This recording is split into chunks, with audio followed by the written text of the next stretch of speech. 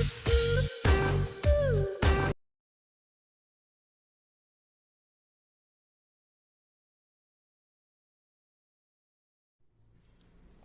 Evening students. आज हम लोग मैथ का लेसन 2 बहुपद स्टार्ट कर रहे हैं। ऑलराइट, इसे देखेंगे। बहुपद को हम लोग इंग्लिश में पॉलिनोमियल बोलते हैं।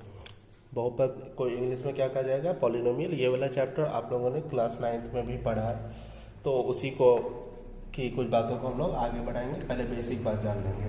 पहले हम लोग देखेंगे बहुपद क्या होता है, बहुपद किसे कहते हैं। तो बहुपद को जनरली यदि एक्स में बहुपद है, किसी भी चर में बहुपद हो सकता है। आप लोगों को जैसे एक चर और अचर का कॉन्सेप्ट पता है।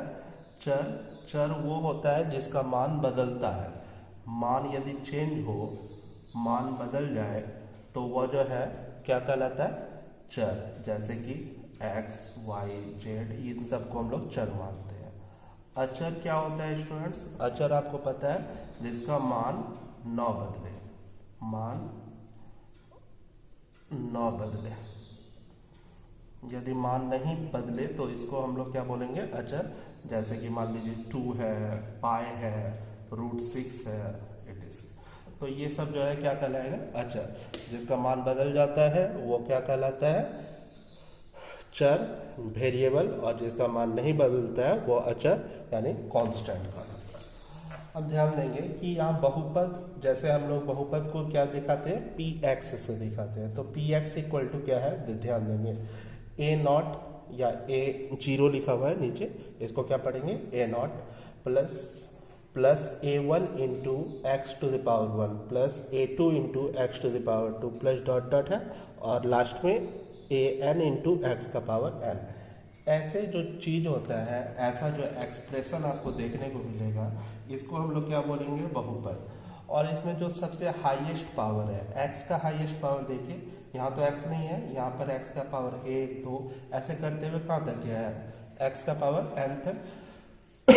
तो जो हाईएस्ट पावर है उसका जो गुणांक है वो शून्य नहीं होना चाहिए। एक्स का पावर n है, उसका गुणांक जो है यानी कि an वो शून्य नहीं होना चाहिए। ये इसमें मोस्ट इंपॉर्टेंट कंडीशन है। ऑलराइट, फिर से देखिए, जो भी बहुपद है वो दो चीज में लिखा जाता है। वो कैसे लिखा जाता है स्टूडेंट्स? देखिए, उसको हम लोग इस तरीके से जनरली लिखते हैं, अचर गुना चर। अब देख सकते हैं आप, यहाँ पर ये A1 अचर हो गया, x चर हो गया, A2 अचर, x² चर। उसी तरीके से ये अचर, ये चर। अब यहाँ पर देखिए A0 है, तो A0 के साथ x का पावर क्या मान सकते हैं? 0, क्योंकि x का पावर 0 का मान तो 1 होता है ना। तो अब यदि आप इसको देखेंगे A0, तो यह भी अचर गुना चर के रूप में है। A0 अचर हो गया और x का पावर 0 जो है चर हो गया। और राइट स्टूडेंट्स, कुछ एग्जाम्पल्स देखिए। स्टूडेंट्स, जैसे मान लीजिए px है, तो px equal to 3x plus 5 दिया गया है। तो आप बोल सकते हैं कि यह जो है हमारे लिए क्या है? एक बहुपद है। बहुपद इसीलिए है क्योंकि यह इस रूप का है। ठीक है, अब देखेंगे कि इसमें हाईएस्ट पावर कितना है। यदि आप देखें तो x का हाईएस्ट पावर 1 है, तो इसलिए बोल सकते हैं इस बहुपद का, पहले नंबर का बहुपद का यदि घात की बात की जाए, घात या पावर, तो वह कितना हो जाएगा स्टूडेंट्स? 1 हो जाएगा। घात 1 क्यों हुआ? क्योंकि x का हाईएस्ट पावर 1 है। पी वाई, अब ये पॉलिनोमियल जो है या बहुपद जो है वो y पर डिफाइंड है, x पर नहीं, y पर। तो यहाँ y² माइनस 3y प्लस 5। यदि आपसे पूछा जाए इसका घात कितना है, तो आप क्लियरली बोल सकते हैं 2 है, क्योंकि इसमें देखिए y का हाईएस्ट पावर 2 आ रहा है। उसी तरीके से ये वाला जो बहुपद है ये u पर डिफाइंड है, और इसका घात कितना होगा स्टूडेंट्स? 3 होगा। बहुत बढ़िया, क्योंकि यहाँ u का पावर मैक्सिमम 3 है। उसी तरीके से लास्ट वाला t पर डिफाइंड है, तो इसका घात कितना हो जाएगा? 4 हो जाएगा। आप लोग इन सबको नोट कर लेंगे। ऑलराइट, चलिए स्टूडेंट्स, नेक्स्ट देखिए। अगला हम लोग देख रहे हैं इसका टाइप्स, कि क्या क्या इसका जो है बहुपद का प्रकार हो सकता है। तो आप देखेंगे, पहला है हमारा रैखिक बहुपद, जिसको हम लोग क्या बोलेंगे? Linear polynomial. तो लीनियर पॉलिनोमियल जो है किस रूप का होगा? तो यहाँ ध्यान देंगे कि यह ax प्लस b के रूप का होगा। आप समझ सकते हैं, यहाँ ax, x का हाईएस्ट पावर 1 हुआ, तो इसीलिए इसको जो है क्या बोलेंगे हम लोग, रैखिक बहुपद। तो रैखिक बहुपद किसे बोलते हैं, जिसका घात कितना हो, 1 हो।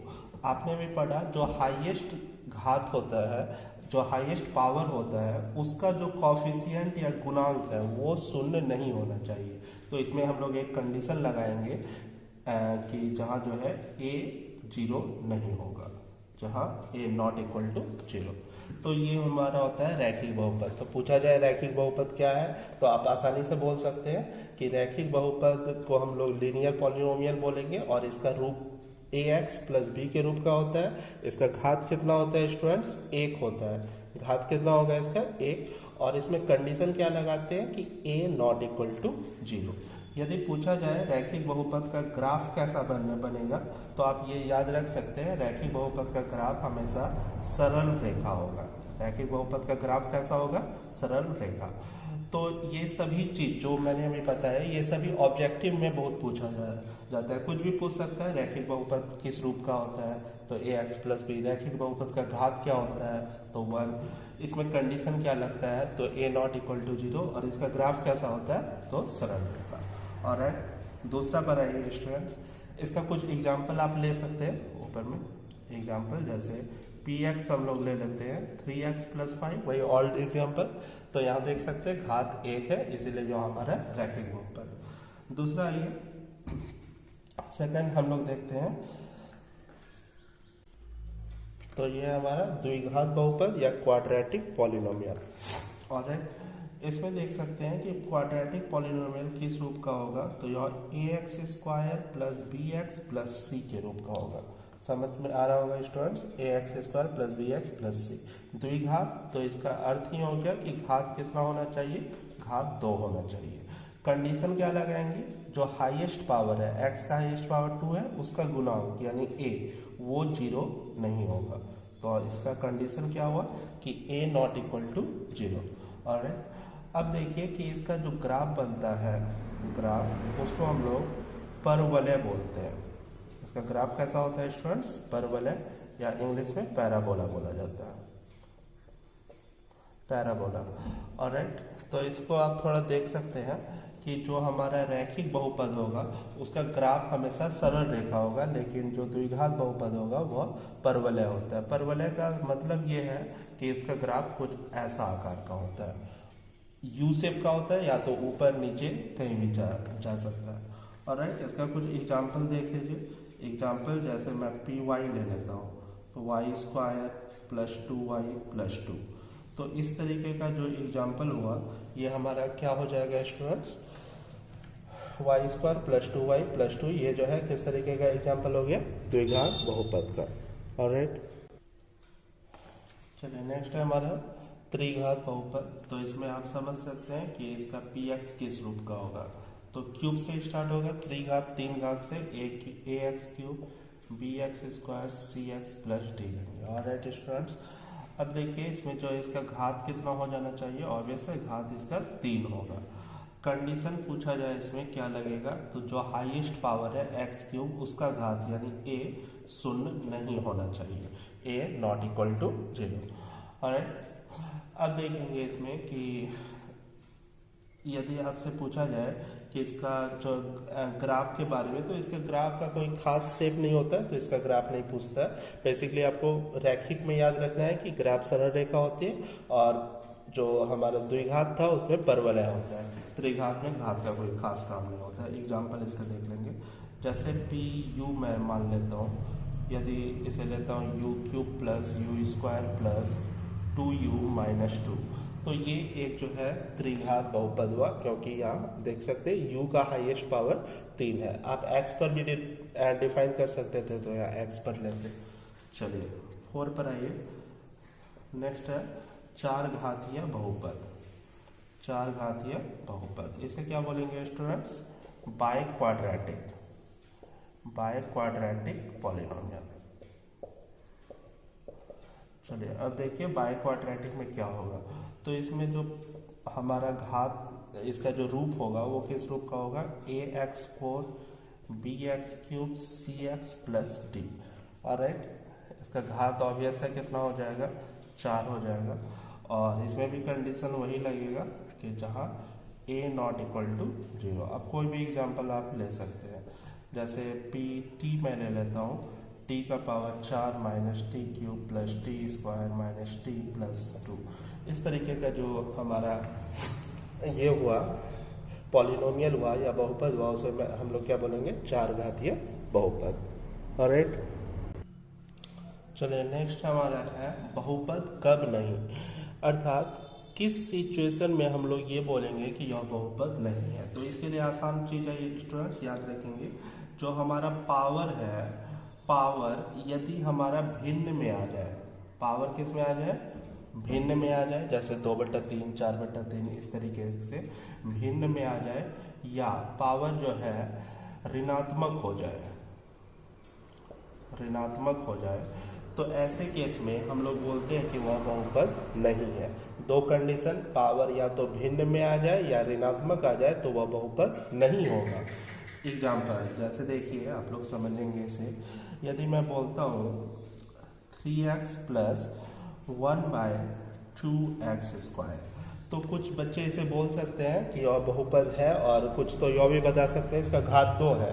लेकिन यदि स्टूडेंट्स आप ध्यान से देखें तो इसे ऐसा लिखा जा सकता है, 3x प्लस 1/2 रहने देते हैं, और x का पावर नीचे 2 है, इसे ऊपर भेजेंगे तो x का पावर कितना हो जाएगा, -2। तो अब देखिए इस वाले चीज में ये जो हमारा एक्सप्रेशन है, व्यंजक है, इसमें x का पावर किस में चला गया है, नेगेटिव में, माइनस में आ गया है। अभी बताया गया पावर यदि नेगेटिव हो जाए तो क्या बोलेंगे, यह बहुपद नहीं है, यह हमारा बहुपद नहीं है स्टूडेंट्स। ठीक है, अब ध्यान देंगे उसी तरीके से एक दूसरा सवाल मैं ले रहा हूं, 7x⁴ प्लस 7x²। तो आप भी यहाँ देख सकते हैं कि यहाँ जो x का पावर है वो तो बटा में आ गया है, भिन्न है, फ्रैक्शन चला गया, इसीलिए यह भी हमारा बहुपद नहीं है। थर्ड देखिए स्टूडेंट्स, जैसे हम लोग लिख सकते हैं 2/x+1, 2/x+1, ये जो हमारा एक्सप्रेशन है यहाँ भी नीचे में है, ये x जो है नीचे आ गया, अर्थात ये यदि ऊपर जाएगा तो पावर तो -1 चला जाएगा ना, तो ये भी हमारा बहुपद नहीं है। फोर्थ नंबर देखेंगे स्टूडेंट्स, इसमें देखिए उसी तरीके से 1/ मैं ऐसा लिख देता हूँ x² प्लस 3x प्लस 2, तो ये भी बहुपद नहीं हुआ, क्योंकि ये ऊपर जाएगा तो पावर नेगेटिव चला जाएगा। पांचवा नंबर देखिए, यदि इस तरीके से लिख रहे हैं 7√x प्लस 2x, तो आप यहाँ पर देख सकते हैं कि √x का मतलब हुआ कि पावर 1/2 चला जाएगा, और पावर 1/2 चला गया मतलब वह भिन्न हो गया, तो वो भी हमारा ये नहीं है, मतलब बहुपद नहीं है। और एक लास्ट देख लेते हैं, मान लीजिए 5³ प्लस 2x लिख रहे हैं हम लोग, 5³ प्लस 2√x, तो सॉरी 2x है। तो अब इसमें आप देख सकते हैं यहाँ पर क्यूब रूट आ गया, क्यूब रूट का मतलब होता है पावर 1/3, तो x का पावर 1/3 हो गया, मतलब वो भिन्न हो गया, तो बोलेंगे कि इसलिए यह बहुपद नहीं है। तो ये क्वेश्चन ऑब्जेक्टिव में पूछा जाता है, 4 ऑप्शन दे देगा, ये पूछेगा निम्न में कौन बहुपद है या कौन बहुपद नहीं है। तो आपको बस याद यही रखना है, यदि पावर हमारा भिन्न या ऋणात्मक हो जाए तो वह बहुपद नहीं होगा, और बाकी सभी केस में वह बहुपद होगा। अब आप ऐसा नहीं देखेंगे कि ये यह पावर ना तो भिन्न है ना तो ऋणात्मक है, यदि इसे ऊपर भेजेंगे तो यह ऋणात्मक आ जाएगा ना, तो इसलिए ये भी हमारा बहुपद नहीं है। समझ में आ गया होगा। नेक्स्ट क्वेश्चन देखिए स्टूडेंट, क्या है, एक बहुपद दिया गया है 2x³ माइनस 3x प्लस 5, इसका मान जो है x बराबर 2 पर और x बराबर -1 पर निकालना है। तो ये काफ़ी आसान है, और इस तरीके का आप लोगों ने 9th क्लास में पढ़ा हुआ भी है। 1 नंबर देखते हैं, जैसे x का मान कितना पुट करना है स्टूडेंट्स, 2, तो हमको p2 निकालना है, अर्थात x में जो भी ये जो एक्सप्रेशन है, जो बहुपद है, उसमें जहाँ जहाँ x है वहाँ 2 बैठाना है। तो देखिए 2x³, तो 2 गुना 2 क्यूब हो जाएगा स्टूडेंट्स, 2 गुना 2 क्यूब, माइनस 3 गुना 2, x की जगह 2 बैठा है, प्लस 5।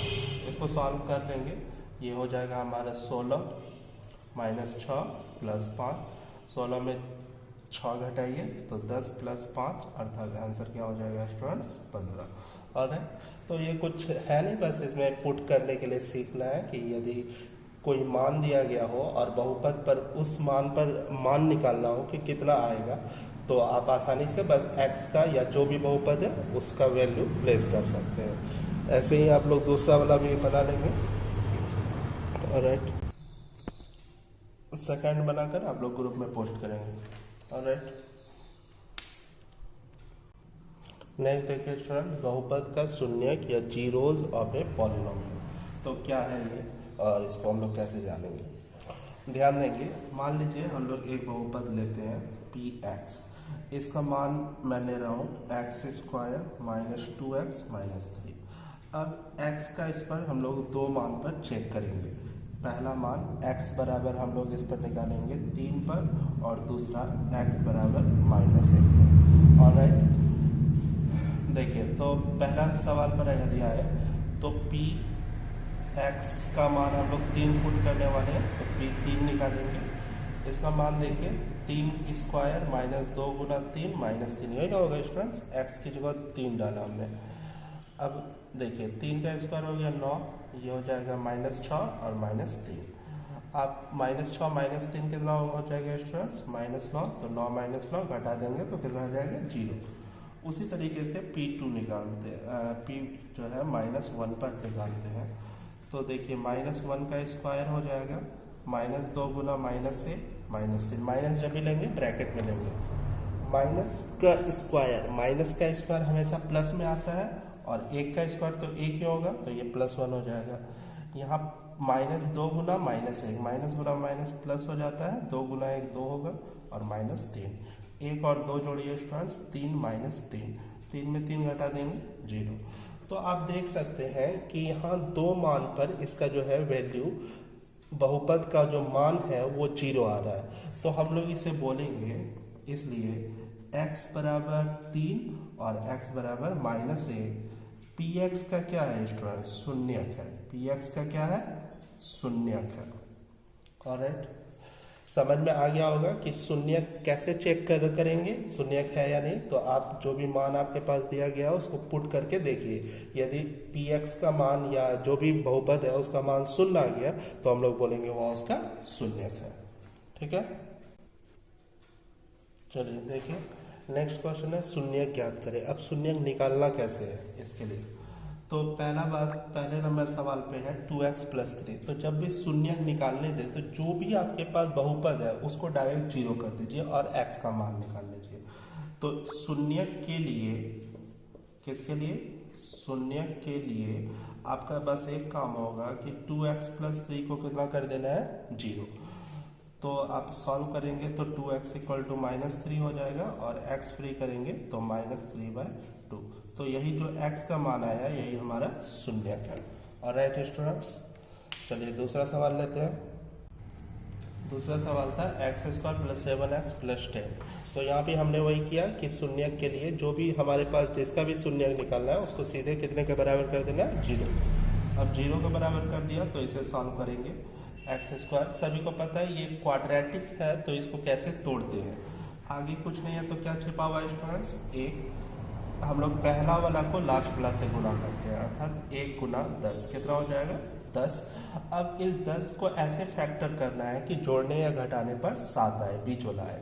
तो 10 का गुणनखंड लेंगे तो 2 और 5, 5 से 1। तो अब 10 को आप कैसे तोड़ सकते हैं? 10 को देखिए यही 2 और 5 में तोड़ सकते हैं, क्योंकि 2 + 5 यदि जोड़ेंगे तो 7 हो जाएगा और 2 गुना 5 करेंगे तो 10 हो जाएगा। तो हम लोग लिख सकते हैं x² प्लस, इस 7 को कैसे तोड़ेंगे? 2 और 5 में, तो 2x + 5x + 10 = 0। पहले दोनों से क्या कॉमन आ जाएगा? x² और 2x से x कॉमन, x² से x कॉमन निकाले x + 2 बचेगा। 5x + 10 से 5 कॉमन आ जाएगा तो वहाँ कितना बच जाएगा स्टूडेंट्स? x + 2। कैसे जानेंगे सही है या नहीं? यदि दोनों में आपका सेम आ रहा है तो आप सही जा रहे हैं, नहीं तो आपने कहीं गलती किया हुआ है। अब दोनों से हम लोग क्या कॉमन ले लेंगे? x + 2, इससे भी x + 2, इससे भी x + 2 बाहर कर लिया। तो पहले में क्या बचा? x और दूसरे में क्या बचा? 5 बराबर क्या हो जाएगा? जीरो। अब आपका काम है, जब भी दो चीज का गुणनफल जीरो हो तो आप, या इसका मतलब है या तो पहला वाला जीरो होगा या दूसरा वाला जीरो होगा। तो इसके बाद हम लोग दो केस लेते हैं कि जब x प्लस 2 को जीरो कर देंगे तो x का मान हमारा कितना आएगा -2, और एक बार दूसरे वाले को जीरो करेंगे x प्लस 5 बराबर जीरो, तो x का मान -5, अर्थात x का दो मान आया हमारे पास -2 और -5। यही इसका क्या है स्टूडेंट्स, शून्य का। ऑलराइट, चलिए नेक्स्ट देखिए, इसमें भी वही करना है कि इसका आपको शून्य निकालना है। ऑलराइट, तो देखेंगे इसमें कैसे निकालेंगे। इसके लिए पहला काम है आपको जो भी आपके पास बहुपद दिया है उसको शून्य के बराबर कर लेना। अब हम लोग पहले क्या करते हैं, आगे वाला को लास्ट वाला से गुना करते हैं। 6x² -3, 3 को गुना करेंगे यानी 6 गुना -3 करेंगे तो ये मिलेगा -18। अब 18 का फैक्टर करेंगे 2 से 9 बार में, 3 से 3 बार में और फिर 3 से 1 बार में। अब देखिए कि -18 का फैक्टर ये आया, -18 आया लेकिन फैक्टर हम लोग 18 का करेंगे और पुराना -7 है। तो -7 कैसे पुराएंगे इसको देखिए, 3 गुना 3 ले लेते हैं, 9 हो गया, और यहाँ 2 ले लेते हैं। तो एक में तो माइनस लगाना होगा क्योंकि -18 है, तो अब वो -7 पुराना है तो -9 लेना होगा और +2 लेना होगा। अब देखिए -9 + 2 सॉल्व होके -7 आ जाएगा और -9 × 2 -18 हो जाएगा। तो मतलब इसको जो तोड़ना है वो -9 और 2 में तोड़ना है। देखिए स्टूडेंट्स, इस पर काफ़ी प्रैक्टिस का ज़रूरत है, 9th में भी पढ़ाया हुआ है, बहुत बच्चों का इसमें अभी भी गलती होता है। तो इस पर जितना ज़्यादा वर्क कर सकते हैं आप लोग कीजिए, जितनी बार इसको समझना पड़े उतनी बार समझे, ये समझे कि कैसे ग्रुप बनाया जाता है, कैसे तोड़ा जाता है। 6x², 7x को हम लोग -9x + 2x में तोड़ेंगे, -3 = 0। इन दोनों से देखिए स्टूडेंट्स 3 कॉमन आ जाएगा 6 और 9 से, और x² x से x भी कॉमन आ जाएगा, तो यहाँ बचेगा हमारे पास 2x और यहाँ बचेगा 3। इन दोनों से कुछ भी कॉमन नहीं आएगा तो ऐसे केस में 1 कॉमन लेते हैं, 2x - 3 0। दोनों से क्या कॉमन ले लेंगे, 2x - 3, तो इधर बचेगा 3x + 1 = 0। अब आपको पता है कि दोनों को अलग अलग जीरो करते हैं। 2x - 3 को जीरो करेंगे तो x का मान -3 उधर जाएगा, +3, 2 डिवाइड में जाएगा 3/2। और यदि आप 3x + 1 को जीरो करते हैं तो देखिए x का मान +1 उधर जाएगा -1 और 3 डिवाइड में जाएगा तो -1/3। तो फाइनली x का जो मान आया वो क्या क्या आया स्टूडेंट्स, 3/2 या -1/3। तो ये हमारा इसका शून्य हुआ, जो हमारा शून्य करने पर जो x का मान दे वही हमारा शून्य का। ऑलराइट, 4th नंबर सवाल देखिए, u² + 4u, इसका भी आपको शून्य निकालना है। तो कैसे निकालेंगे, u² + 4u को हम लोग जीरो करेंगे। यहाँ पर देखिए स्टूडेंट 3 टर्म्स में नहीं है, मतलब यहाँ लास्ट में एक टर्म जो आना चाहिए वो आपका एब्सेंट है। तो इसमें आप डायरेक्ट देखिए क्या कॉमन आ रहा है, u कॉमन आ रहा है, u कॉमन निकालेंगे। यहाँ पर बचा आपके पास u और यहाँ बचेगा +4 बराबर 0।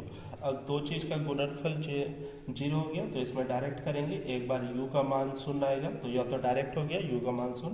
एक बार हम लोग u + 4 को 0 पुट करेंगे तो u का मान -4 आ जाएगा, मतलब u का दो मान आया, 0 और -4। ऑलराइट, चलिए नेक्स्ट कॉन्सेप्ट देखिए। अभी बताया गया कि जो भी बहुपद होता है, बहुपद क्या होता है ये आप लोग सीख चुके हैं। यहाँ देखेंगे कि प्रत्येक बहुपद का एक ग्राफ खींच सकते हैं। जो भी बहुपद है हम लोग क्या कर सकते हैं, उसका एक ग्राफ खींच सकते हैं, और बहुपद का जितना घात होता है उतनी ही उसकी शून्यकों की संख्या होती है। और राइट स्टूडेंट, हर बहुपद का जितना घात होगा उतनी ही उसकी क्या होगी, शून्यकों की संख्या होती है, और जितना उसका शून्य का संख्या होता है उतनी ही बार वह x अक्ष को काटता है। ठीक है, ये बात मोस्ट इम्पॉर्टेंट है। एग्जाम में आपका ऑब्जेक्टिव्स में भी ये क्वेश्चन पूछ सकता है कि बहुपद का जितना घात होता है उतनी उसकी किसकी संख्या होती है, शून्य की संख्या, और ठीक उतनी ही बार वह x अक्ष को काटता है। जैसे मान लीजिए कि ये हमारा पहला ग्राफ है, तो इसमें जो एक ग्राफ खींचा गया है ये x अक्ष होता है स्टूडेंट, सबको पता है, और ये वाला y अक्ष होता है। तो ये जो एक्स अक्ष है और यहाँ जो ग्राफ है, ग्राफ देखिए एक्स अक्ष को कितना बार काट रहा है, ये एक्स अक्ष है। एक्स अक्ष को ग्राफ ने एक बार काटा, तो यदि आपसे पूछा जाए कि इसका शून्य का संख्या कितना हो जाएगा, तो एक। यदि ये पूछा जाए ये कितना घात वाला होगा, तो यह एक घात वाला होगा। ऐसे भी अभी आपने पढ़ा कि जो रैखिक बहुपद होता है उसका ग्राफ सरल रेखा होता है और उसका घात एक होता है, शून्य की संख्या भी एक। अब इसमें देखिए ये वाला जो ग्राफ है इसमें एक्स अक्ष को कितनी बार काट रहा है, 2 बार। तो इसमें पूछा जाए कि शून्यकों की संख्या, नंबर ऑफ जीरोस कितना होगा, तो वो हो जाएगा 2। यहाँ पर देखिए, यहाँ पर एक्स अक्ष को ग्राफ कितनी बार काट रहा है, 3 बार काट रहा है। ये वाला एक्स अक्ष है, ग्राफ जो जा रहा है वह एक्स अक्ष को 1 बार काटा, फिर 2 बार काटा, फिर 3 बार काटा। तो नंबर ऑफ जीरोस कितने हो जाएंगे इसमें, 3। ऑलराइट, ये आप लोगों का स्टूडेंट्स है होमवर्क। इसे बनाकर आप लोग ग्रुप में पोस्ट करेंगे। टोटल 5 क्वेश्चंस है, 5 क्वेश्चंस को बनाकर ग्रुप में पोस्ट करना है आप लोगों को।